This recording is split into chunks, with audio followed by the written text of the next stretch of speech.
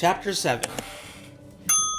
There are many, many types of books in the world, which makes good sense because there are many, many types of people, and everybody wants to read something different.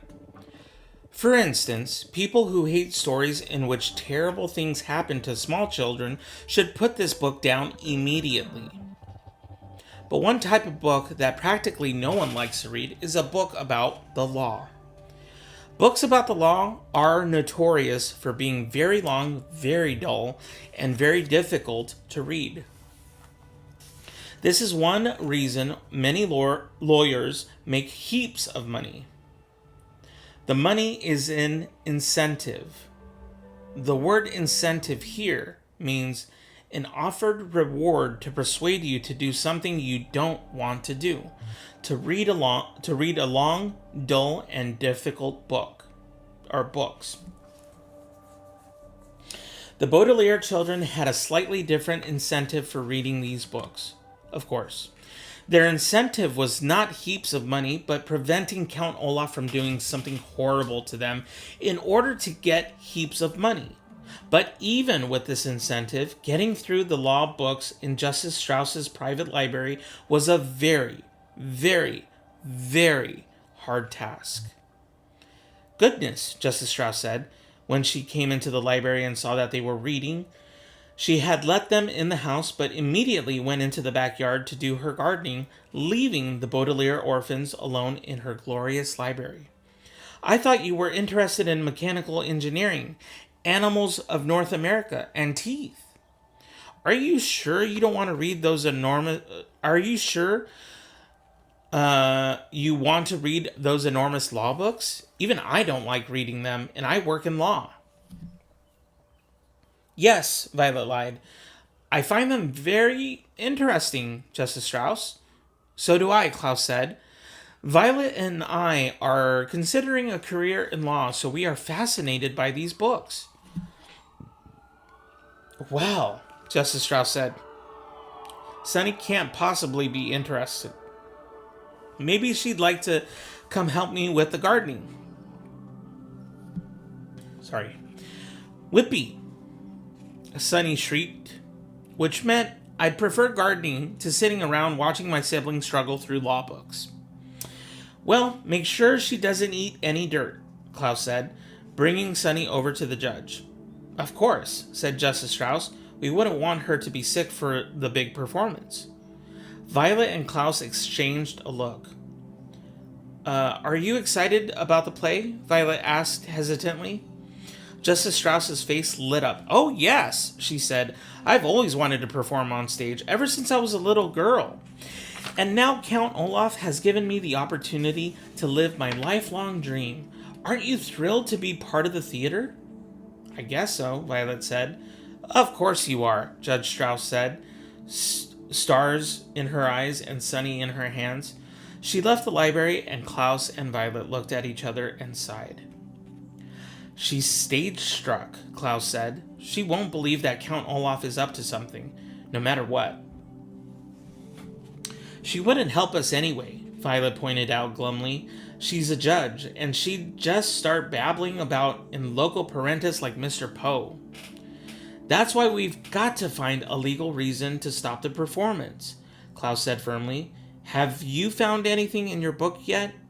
Nothing helpful, Violet said, glancing down at a piece of scrap paper on which she had been taking notes.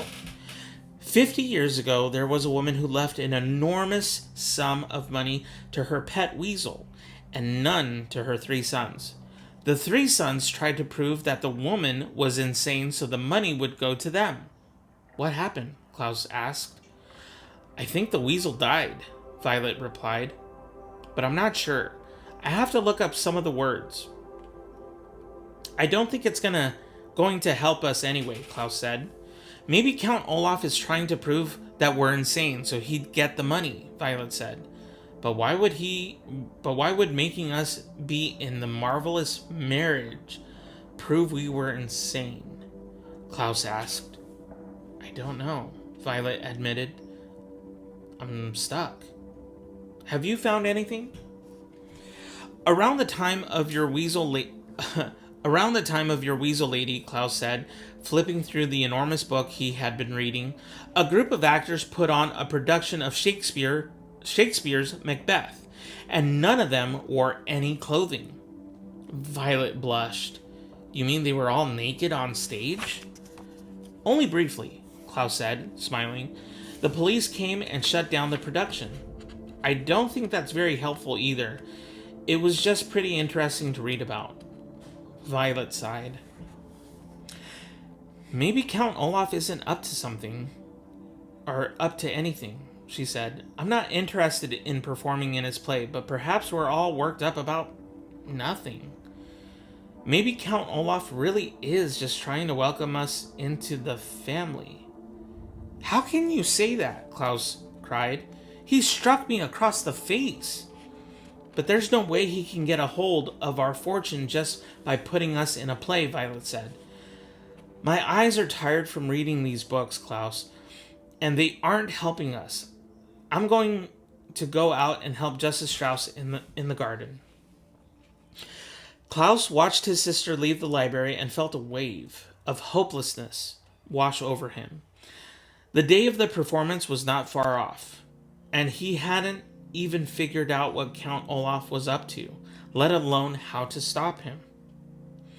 All his life, Klaus had believed that if you read enough books, you could solve any problem. But now, he wasn't so sure.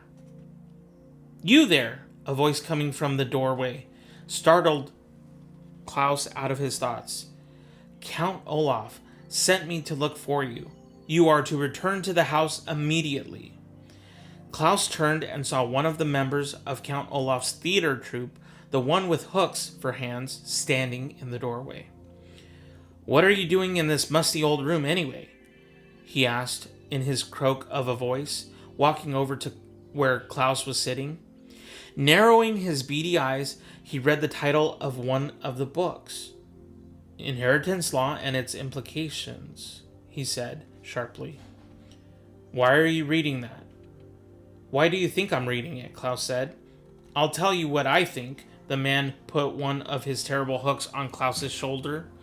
I think you should never be allowed inside this library again, at least until Friday. We don't want a little boy getting big ideas. Now, where is your sister and that hideous baby? In the garden, Klaus said, shrugging the hook off his shoulder. Why don't you go and get them? The man leaned over until his face was just inches from Klaus's, so close that the man's features flickered into a blur. Listen to me very carefully, little boy, he said, breathing out foul steam with every word. The only reason Count Olaf hasn't torn you limb from limb is that he hasn't gotten a hold of your money.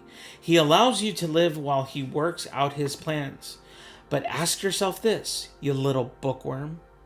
What reason will he have to keep you alive after he has your money? What do you think will happen to you then? Klaus felt an icy chill go through him as the horrible man spoke. He had never been so terrified in all his life. He found that his arms and legs were shaking uncontrollably, as if he were having some sort of a fit. His mouth was making strange sounds, like Sonny always did, as he struggled to find something to say.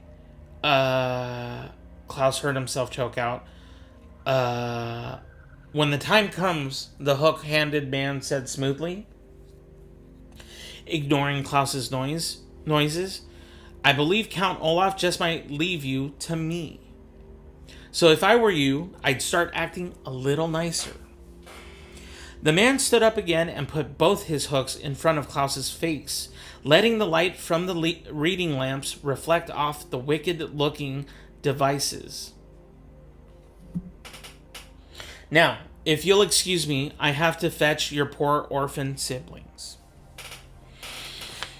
I'm going to finish this page because then we'll be finished with the chapter. Klaus felt his body go limp as the hook-handed man left the room, and he wanted to sit there for a moment and catch his breath. But his mind wouldn't let him. This was his last moment in the library, and perhaps his last opportunity to foil Count Olaf's plan. But what to do? Hearing the faint sounds of the hook-handed man talking to Justice Strauss in the garden, Klaus looked frantically around the library for something that could be helpful. Then, just as he heard the man's footsteps heading back his way, Klaus spied one book and quickly grabbed it. He untucked his shirt and put the book inside, hastily retucking it just as the hook-handed man re-entered the library, escorting Violet and carrying Sunny, who was trying without success to bite the man's hooks. "I'm ready to go," Klaus said quickly, and walked out the door before the man could get a good look at him. He walked quickly ahead of his siblings, hoping that nobody would notice the book-shaped lump in his shirt. Maybe, just maybe, the book Klaus was smuggling could save their lives.